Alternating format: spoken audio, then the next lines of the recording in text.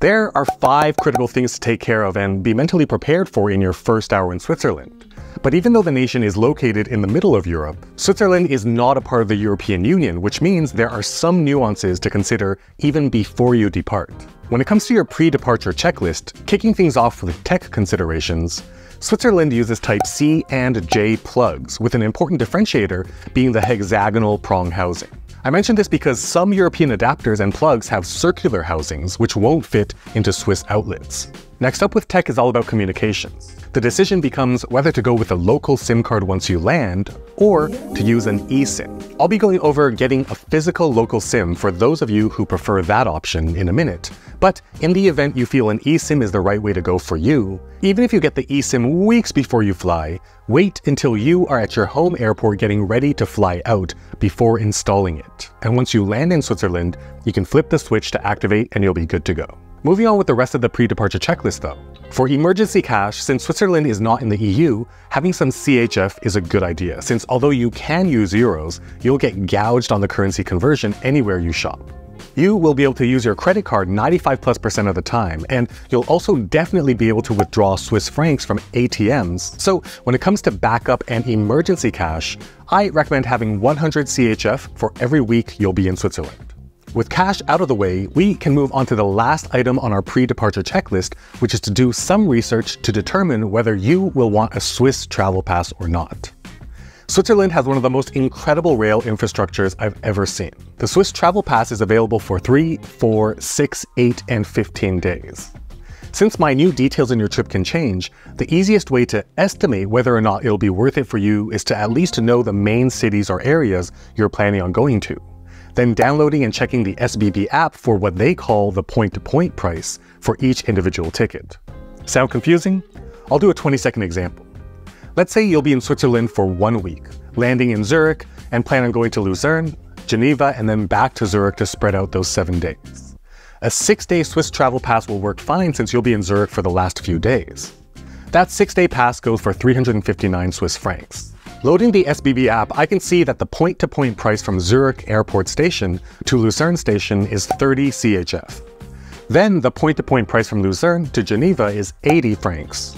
The point-to-point price from Geneva to Zurich is 88 CHF, and finally my last train ride from Zurich Central Station to Zurich Airport Station on my way home is about 7 francs, for a grand total of 205 Swiss francs, which is cheaper than 359 for the 6-day travel pass, so if this were my itinerary, I could estimate pretty quickly that it wouldn't be worth it.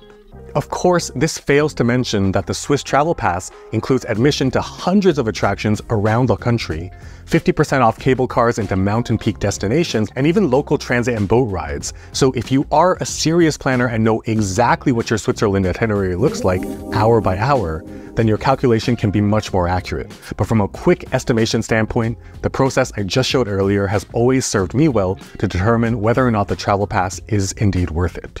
But with the pre-departure checklist done, let's take a look at your first hour after touching down at Zurich International Airport. After you deplane, you'll go through a ramp into the main hall, and once you see the sign for baggage claim and exit, you'll head down the first set of escalators, then through a set of automated point-of-no-return doors, then down yet another escalator to the super fun train that'll take you to baggage claim and immigration. A fun part of this ride is the pastoral scene that shows up on the screens inside the tunnel, paired with some welcome audio. But once the train arrives, you will head up the escalators under the sign that reads baggage claim and passport controls. As you can see, landing at around 11 AM on a weekday, the line for passport control was quite full, which can give a knee-jerk sense of frustration and annoyance, but I timed it. And even with an estimated 200 people in front of me, I made it to the immigration agent in less than 20 minutes, which is awesome. Once you are through immigration, it's up the escalators to the left to baggage claim. You all know by now that I am a one-bag traveler, so I pretty much never have checked luggage. But next to Carousel 24 is currency exchange, if you need to grab some Swiss francs. The official exit to freedom is by Carousel 28, and you'll see that they have a self-declaration exit system. If you have something to declare, head through the red hall. If you don't, head through the green. Of course, be honest, since anyone walking through the green gate can get randomly searched. Once you're through the customs declaration threshold and officially on Swiss soil, head directly to the exit under the sign that says Airport Shopping, because the Zurich Airport train station is in the basement of that mall. If you went with an eSIM, now is the time to activate it. But of course, if you decided you want to get a physical visitor SIM card, that mall is where you would go anyways. It's through the sliding doors, across the roadway, into the airport shopping mall, and once you enter, you will see the Foodland sign across the balcony with an escalator directly in front of you. This is the fork in the road. If you want to head straight to the trains, you'll go down the escalator. If, however, you want to grab a visitor SIM card, let me save you some time. In my personal experience, from the 3 providers, Swisscom has always given me the most bars of consistent reception. To get to Swisscom at the airport mall, you hang a left instead of going down the escalator, and just about 50 yards or 50 meters, it'll be on your left. As of the time of recording this video, here are the rates. Regardless of whether you get a SIM card or you already got an eSIM, we will go back to that fork in the road, that escalator across from the Foodland sign. Head down, immediately make a U-turn, and you'll see these blue ticketing machines where you can buy your train tickets. These machines are super straightforward, but there are also employees there ready to help immediately.